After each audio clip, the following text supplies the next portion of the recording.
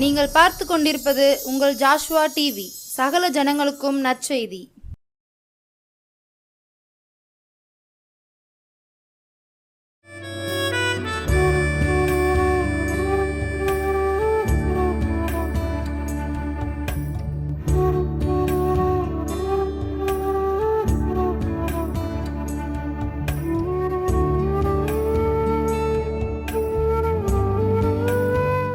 ஆண்டவராகிய இயேசு கிறிஸ்து நாமத்தினாலே உங்கள் யாவருக்கும் என் அன்பின் வாழ்த்துக்களையும் நன்றிகளையும் தெரிவிக்கிறேன்.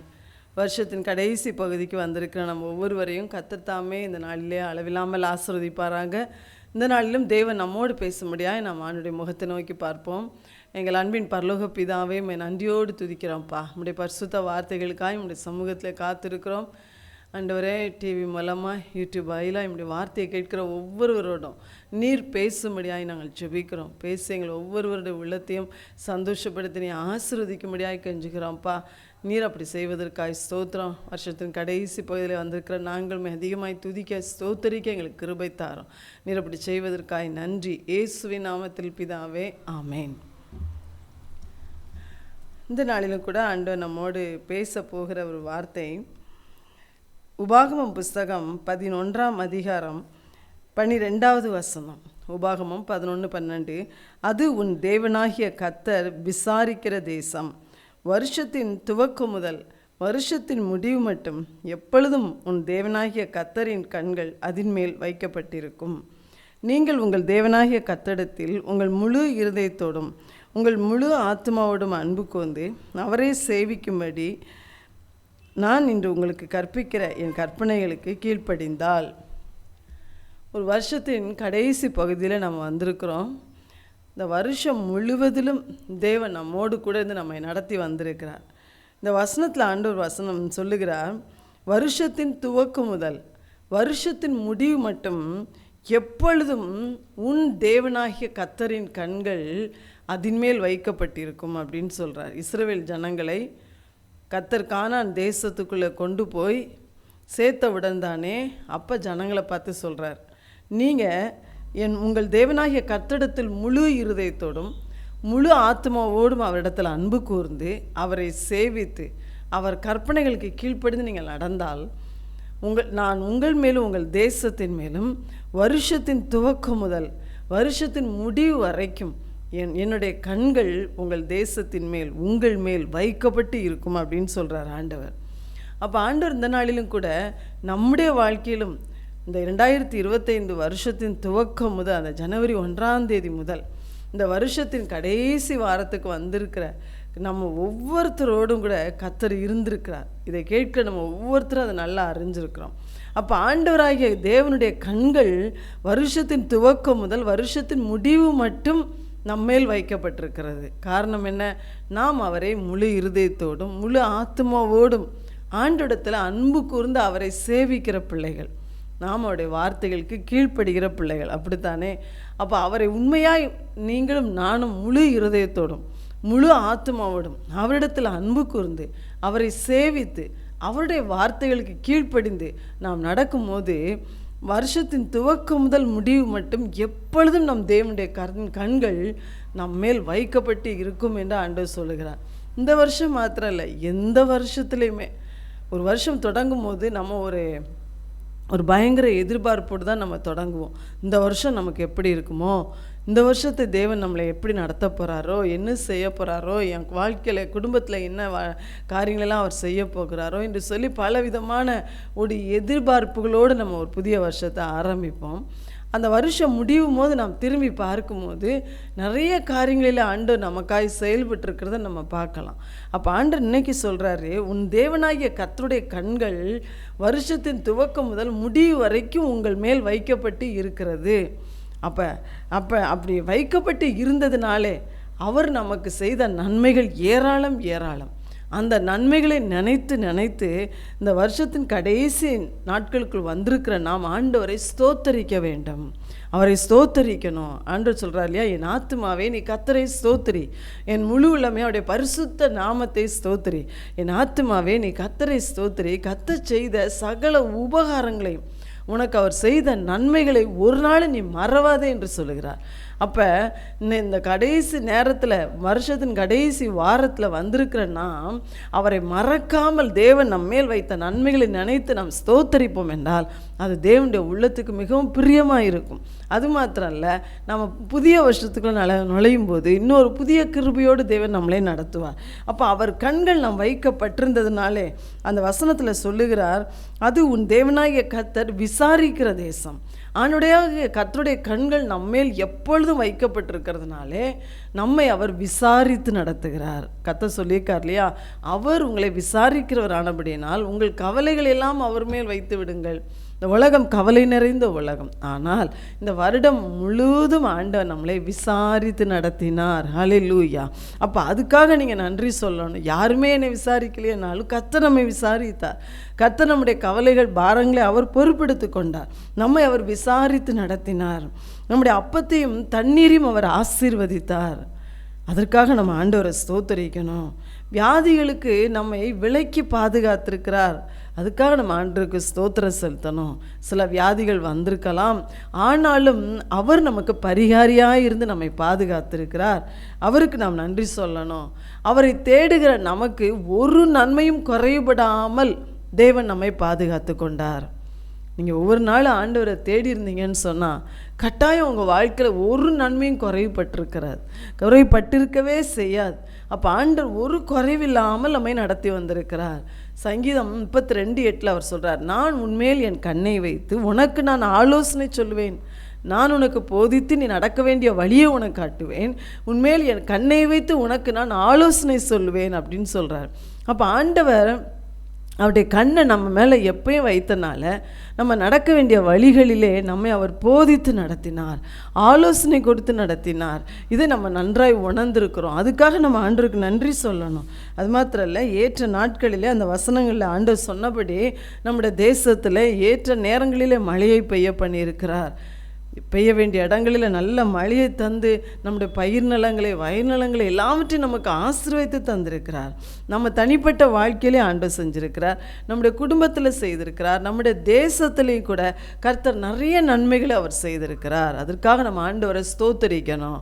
அப்போ ஆண்டவராகிய கர்த்தருடைய கண்கள் நம்மேல் வைக்கப்பட்டு இருப்பதுனாலே இந்த வருடம் முழுவதிலும் நாம் அவரால் விசாரிக்கப்பட்டு, அவரால் நடத்தப்பட்டு, அவரால் போஷிக்கப்பட்டு, அவரால் பாதுகாக்கப்பட்டு, ஒருவேளை வியாதிகளோ பலவீனங்களோ பல காரியங்கள் வந்தாலும் கூட நமக்கு அவர் கூட இருந்து நம்மை நடத்தி நம்மளை கண்மணி போல் அவர் காத்து இந்த கடைசி வருஷத்தின் கடைசியை காண்பதற்கு ஆண்டவர் நமக்கு கிருபை பாராட்டி இருக்கிறார். அதற்காக நம்ம ஆண்டவரை அதிகமாக ஸ்தோத்தரிக்கணும். இன்றைக்கு நீங்கள் ஆண்டவர் அதுக்காக ஸ்தோத்திரம் பண்ணுங்க. அடுத்து ஆண்டவர் சொல்கிறாரு, அவர் கண்கள் நம்மேல் வைக்கப்பட்டிருந்ததுனால நமக்கு என்ன பாக்கியம் தெரியுமா? ஆதியாகமம் 6:8 சொல்றாரு, நோவாவுக்கோ கர்த்தருடைய கண்களில் கிருபை கிடைத்தது. இந்த வருடம் முழுவதிலும் அவருடைய கண்களிலே நமக்கு கிருபை கிடைத்திருக்கிறது. என்ன கிருபை? நோவாவின் காலத்தில் முழு உலகமும் ஜலப்பிரளயத்தினால் அழிந்து போனார்கள். ஆனால் நோவாவுக்கு கர்த்தருடைய கண்களில் கிருபை கிடைத்ததுனாலே அவரும் அவருடைய குடும்பமும் மாத்திரம் பாதுகாக்கப்பட்டாங்க. இந்த வருஷத்தையும் யோசித்து பாருங்கள், நம்முடைய தேசத்துலேயும் எவ்வளவோ அழிவுகள், பிற தேசங்களையும் பாருங்கள். இந்த கடைசி நாட்களின் அழிவுகள், கொள்ளை நோய்கள், யுத்தங்கள், இயற்கை பேரழிவுகள், பெரும் வெள்ளங்கள், நிலச்சரிவுகள், இப்படி முழு கிராமமே அழிந்த இடங்கள்லாம் நம்ம தேசத்துலேயும் உண்டு. இப்படி நிறைய மரணங்கள், கொடிய மரணங்கள். அப்போ இதன் மூலமாக நிறைய பேர் இந்த உலகத்தை விட்டு கடந்து போயிட்டாங்க. ஆனால் நாம் நீதிமான்களோ பரிசுத்தவான்களோ அல்ல, நம்மளும் எல்லாரையும் போல தவறு செய்கிறவர்கள் தான். ஆனால் கர்த்தருடைய கண்களிலே நமக்கு கிடைத்த கிருபையினாலே இந்த வருஷத்தில் நடந்த எல்லா அழிவுகளுக்கும் நம்மையும் நம்முடைய குடும்பத்தையும் தேவன் பாதுகாத்திருக்கிறார். அதற்காக நம்ம ஆண்டவருக்கு நன்றி சொல்லணும். அடுத்து யாத்திராகமம் 33 இஸ்ரவேல் ஜனங்களை ஆண்டவர் வழிநடத்தி கொண்டு போகும்போது மோசே தான் தலைவனாக இருந்து வழி நடத்துகிறார். ஆனால் ஜனங்கள் கர்த்தருக்கு விரோதமான விக்கிரக ஆராதனையை செய்து அவர்கள் தேவனுக்கு விரோதமாய் பாவம் செய்தார்கள். அப்போ தேவன் அந்த ஜனங்கள் மேலே ரொம்ப கோபம் கொண்டார். அவங்க நடுவில் இனிமேல் நான் இருக்கவே மாட்டேன், அவங்களோடு நான் பிரயாணத்தில் செல்ல மாட்டேன் என்று சொல்லி ஆண்டவர் அவங்களோடு மோசையின் மூலமாய் பேசுகிறார். அப்போ தான் மோசே ஆண்டவர் சமூகத்தில் போய் ஜெபிக்கிறார், கெஞ்சி ஜெபிக்கிறார். ஆண்டவரே, உம்முடைய கண்களில் எனக்கு கிருபை கிடைத்தது என்று சொன்னீரே, அப்படியானால் எனக்கும் என் ஜனங்களுக்கும் உம்முடைய கண்களில் கிருபை கிடைத்தது உண்மையானால் நீர் எங்களோடு கூட இந்த பிரயாணத்தில் வரணும், உங்கள் சமூகம் எனக்கு முன்பாய் செல்லணும், நீங்கள் வந்தால் தான் உங்கள் கண்ணில் எனக்கு கிருபை கிடச்சிருக்குன்னு அர்த்தம்னு சொல்லி ஆண்டவர்கிட்ட மோசே தனக்காகவும் தன்னுடைய ஜனங்களுக்காகவும் ஆண்டவரிடத்தில் அவர் மன்றாடி ஜெபிக்கிறார்.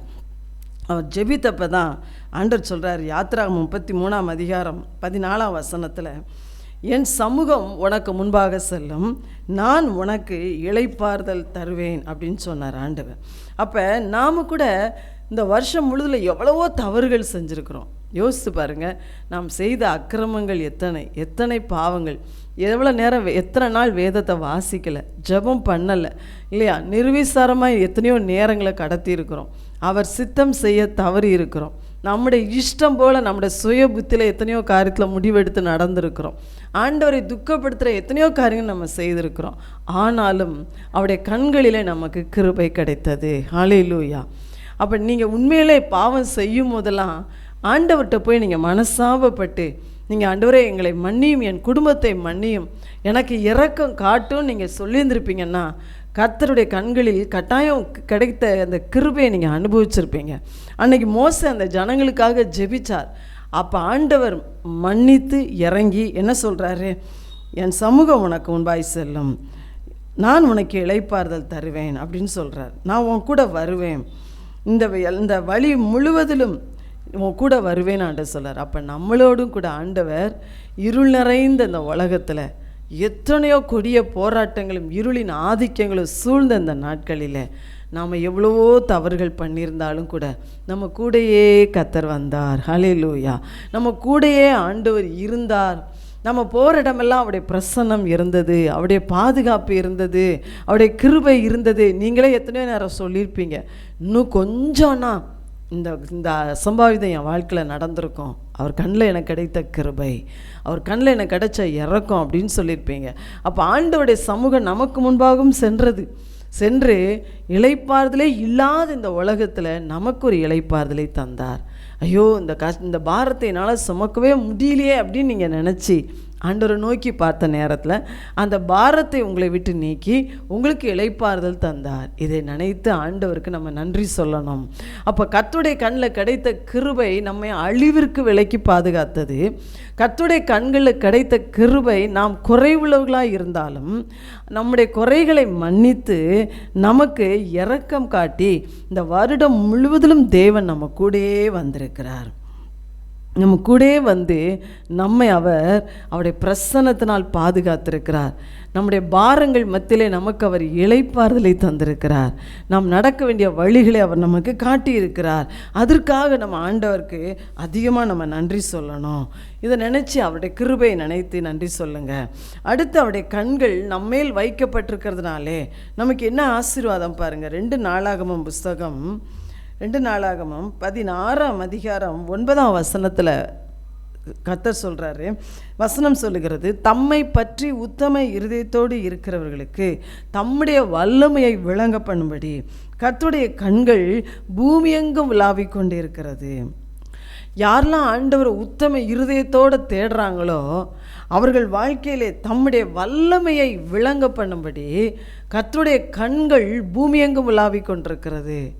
வருஷத்தின் துவக்கம் முதல் முடிவு மட்டும் அவருடைய கண்கள், நம்முடைய தேவனாய் கர்த்தருடைய கண்கள் நம்ம மேல் வைக்கப்பட்டிருந்தது. அவருடைய கண்களில் நமக்கு கிருபை கிடைத்தது. அது மாத்திரம் இல்லை, அவருடைய வல்லமையை நம்முடைய வாழ்க்கையில் அவர் விளங்க பண்ணும்படி, நாம் அதை அனுபவிக்கும்படி அவருடைய கண்கள் பூமியெங்கும் உலாவிக் கொண்டிருக்கிறது. அது மாத்திரம் இல்லை, நீதிமான்கள் மேல் கர்த்தருடைய கண்கள் நோக்கமாக என்று வசனம் சொல்லுகிறது.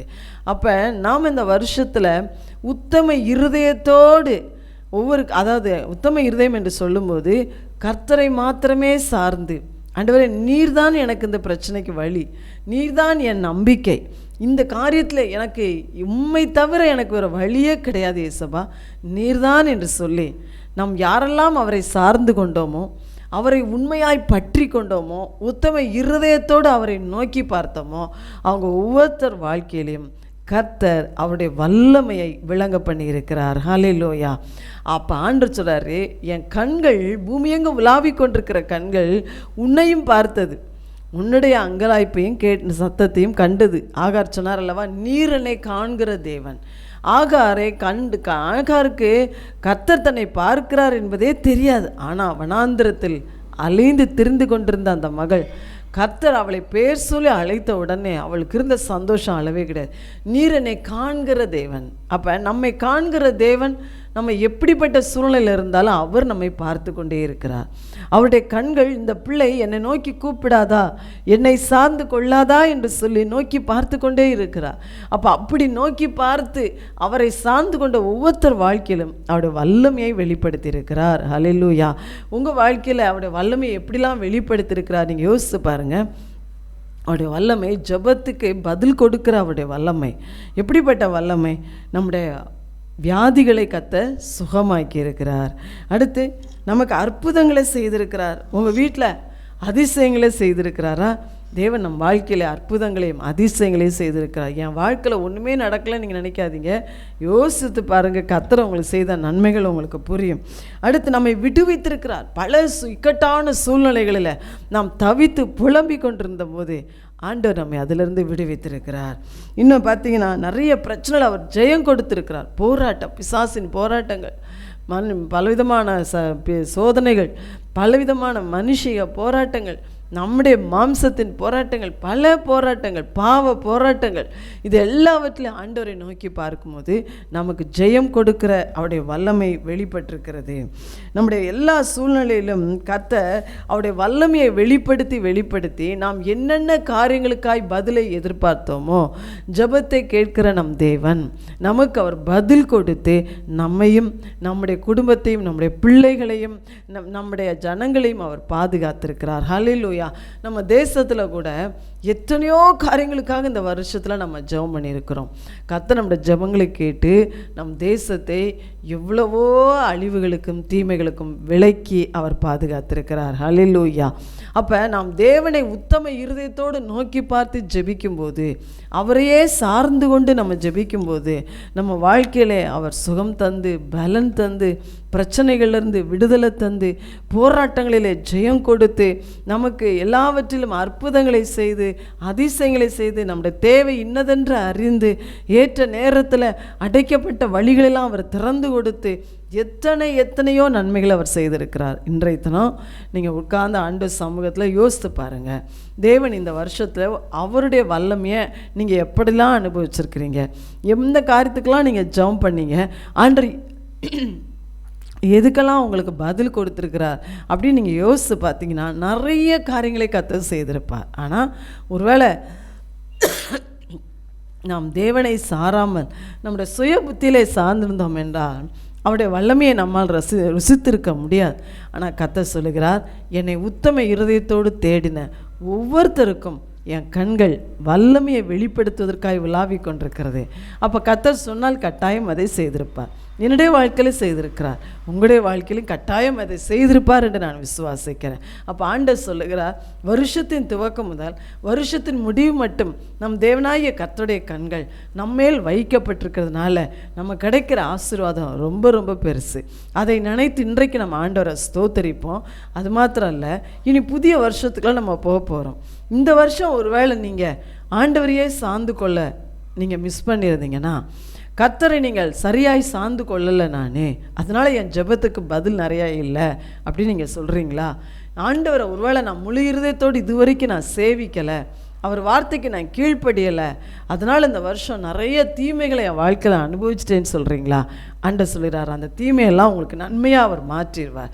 இனி புதிய வருடத்துக்குள்ளே நம்ம போகும்போது, ஆண்டவரை இனி நான் உத்தம இருதயத்தோடு உம்மை பின்பற்றுவேன், உண்மையே நான் சார்ந்து கொள்வேன் எல்லா காரியத்துக்கும், அடுமத்தில் உண்மை முழு இருதயத்தோடும் முழு ஆத்மாவோடும் அன்பு கூர்ந்து உண்மை நான் சேவிப்பேன், உம்முடைய கற்பனைகளுக்கு நான் கீழ்ப்படிவேன்னு சொல்லி உங்களை பரிபூர்ணமாக நீங்கள் ஆண்டவர் கையில் ஒப்பு கொடுங்க. அது மாத்திரம் இல்லை, நம்ம என்ன தவறுகள் செஞ்சாலும் ஆண்டு பாதத்தில் போய் விழுந்துடணும். அவர்கிட்ட போய் நம்முடைய குறைகளை அறிக்கையிடுவதற்கு நம்ம யோசிக்கவே கூடாது. நம்மை தாழ்த்துவதற்கு, அவரிடத்தில் போய் கெஞ்சுவதற்கு, அவரிடத்தில் போய் இரக்கம் பாராட்டும் என்று அவரிடத்தில் அழுது புலம்புவதற்கு, அவர் காலை பிடிப்பதற்கு நம்ம ஒரு நாளும் யோசிக்கவே கூடாது. அப்படி நீங்கள் இதுவரைக்கும் செய்யாமல் இருந்திருப்பீர்கள் என்றால், இனி தவறுகள் செய்கிற நேரங்களில் ஆண்டோடைய பாதத்தை போய் பற்றி பிடித்து நாம் இருப்போம் என்றால், ஆண்டவர் சொல்கிறார், புதிய வருஷத்திலும் ஆரம்ப நாளிலிருந்து முடிவு வரை என் கண்கள் உன்மேல் வைக்கப்பட்டிருக்கும், உன் குடும்பத்தின் மேல் வைக்கப்பட்டிருக்கும், நான் உன்னை அற்புதமாய் நடத்துவதை நீங்கள் பார்ப்பீர்கள்னு ஆண்டவர் சொல்கிறார். ஏன்னா இனி வரும் காலம் ரொம்ப கொடிதான ஒரு காலமாக தான் இருக்க போகுது. நம்ம கண்களுக்கு முன்னாடி ஏராளமான காரியங்கள் நடந்து கொண்டிருக்கிறது. ஆனால் ஆண்டவர் சொல்லுகிறார், அவருடைய கண்கள் நம்ம மேலே இருக்கும் என்றால், கடைசி வரை இந்த இருள் நிறைந்த உலகத்தில் அவர் வெளிச்சமாய் நம்மை நடத்தி முடிவில் அவருடைய ராஜ்யத்தில் கொண்டு போய் சேர்ப்பார். அதனால் இந்த வருஷத்தில் தேவன் நமக்கு பாராட்டின நன்மைகளை நினைத்து இப்பொழுது நம்ம ஆண்டவருக்கு நன்றி சொல்லுவோம். ஹல்லேலூயா, உம்மை நன்றியோடு துதிக்கிறோம்ப்பா. எங்கள் தேவனாகிய கர்த்தாவே, உம்மை ஸ்தோத்திரிக்கிறோம் ஐயா. வருஷத்தின் துவக்கம் முதல் வருஷத்தின் முடிவு மட்டும் எங்கள் தேவனாகிய கர்த்தருடைய கண்கள் எங்கள் மேல் வைக்கப்பட்டிருக்கிறதுக்காக உமக்கு நன்றி. இந்த வருடம் முழுவதும் ஏசப்பா, உம்முடைய வார்த்தையை கேட்குறவங்க எல்லாரும் மேலும் உம்முடைய கண்கள் வைக்கப்பட்டிருந்ததுக்காக ஸ்தோத்திரம். நீர் எங்களை விசாரித்ததற்காக ஸ்தோத்திரம். நீர் எங்கள் அப்பத்தையும் தண்ணீரையும் ஆசீர்வதித்ததுக்காக நன்றி. இயேசுவே, எங்களுக்கு ஒரு நன்மையும் குறைபடாமல் எங்களை காத்து கொண்டீரப்பா. எங்கள் மேல் கண்ணை வைத்து எல்லா சூழ்நிலைகளும் எங்களுக்கு ஆலோசனை சொல்லி நீ நடத்தினீர் ஆண்டவரே. அதற்காக உமக்கு நாங்கள் நன்றி செலுத்துகிறோம் ஏசப்பா. ஆண்டவரே, வியாதிகளுக்கு பலவீனங்களுக்கு எங்களை விலக்கி நீங்கள் பாதுகாத்து கொண்டீங்க. அது எங்களை தாக்க வந்த நேரத்திலெல்லாம் உம்முடைய கண்கள் எங்கள் மேல் இருப்பதுனாலே எங்களுக்கு பரிகாரியாக இருந்து விடுதலை கொடுத்துருக்கிறீங்க. உமக்கு ஸ்தோத்திரம் ஐயா, உமக்கு ஸ்தோத்திரம் ஆண்டவரே. நாங்கள் எவ்வளவோ தவறுகளை செய்திருந்தாலும் கூட உம்முடைய கண்களில் எங்களுக்கு கிடைத்த கிருபையினாலே எங்கள் பாவங்களை மன்னித்து எங்களுக்கு இரக்கம் காட்டி இந்த வருடம் முழுவதில் எங்கள் கூடயே நீங்கள் வந்திருக்கிறீங்கப்பா. உமக்கு நாங்கள் நன்றி செலுத்துகிறோம். உங்கள் சமூகம் எங்கள் முன்பாய் சென்றதற்காக ஸ்தோத்திரம். நீர் எங்களுக்கு இளைப்பாறுதல் தந்திருக்கிறதுக்காக நன்றி ஏசப்பா, நன்றி ஏசப்பா. தேசங்களில் நடக்கிற அழிவுகளுக்கு எங்கள் மேலே வைத்த கிருபையினாலே எங்களை எங்கள் குடும்பங்களை நீ பாதுகாத்து கொண்டதுக்காக உமக்கு ஸ்தோத்திரம் ஆண்டவரே. தகப்பனே, உம்மை நோக்கி நாங்கள் கூப்பிடும் போதெல்லாம் எங்கள் ஜெபங்களுக்கு நீ பதில் கொடுத்து உம்முடைய வல்லமை எங்கள் வாழ்க்கையில், எங்கள் குடும்பங்களில், எங்களுடைய ஊழியங்களில் ஆண்டவரே, எங்கள் தேசத்தில் நீ வெளிப்படுத்துகிற உமக்கு ஸ்தோத்திரம் ஐயா. அற்புதங்களை செய்கிற உங்கள் வல்லமை, எங்களை விடுவிக்கிற உங்கள் வல்லமை, எங்களை சுகமாக்குற உங்கள் வல்லமை, ஜெயங்கொடுக்கிற ஆண்டோடைய வல்லமை, எங்களை பாதுகாக்கிற கர்த்தருடைய வல்லமை, இன்னும் ஏராளமான விதத்தில் உம்முடைய வல்லமையை நாங்கள் அனுபவிக்க அப்பா எங்களுக்கு கிருபை பாராட்டினீரே. என் அடியாளுக்கும் இந்த வார்த்தையை கேட்கிற உம்முடைய ஜனங்களுக்கும் இந்த வருடம் முழுதும் நீ பாராட்டின எல்லா நன்மைகளுக்காய், நீ கொடுத்த நன்மைகளுக்காய், நீ கொடுத்த ஆசீர்வாதங்களுக்காய் ஆண்டவரே உமக்கு கோடி நன்றி செலுத்துகிறோம்ப்பா. நாங்கள் புதிய வருஷத்துக்குள்ளேயும் கூட உம்முடைய கண்களில் கிடைத்த கிருபையோடு நாங்கள் பிரவேசிக்கணும் ஐயா. அதற்கு எங்கள் எல்லாரையும் ஆயத்தப்படுத்திடுங்க, எங்களை பரிசுத்தப்படுத்திடுங்க. எல்லா துதிகளையும் உமக்கே நாங்கள் செலுத்துகிறோம். ஏற்றுக்கொள்ளும் இயேசுவின் நாமத்தில் பிதாவே, ஆமென்.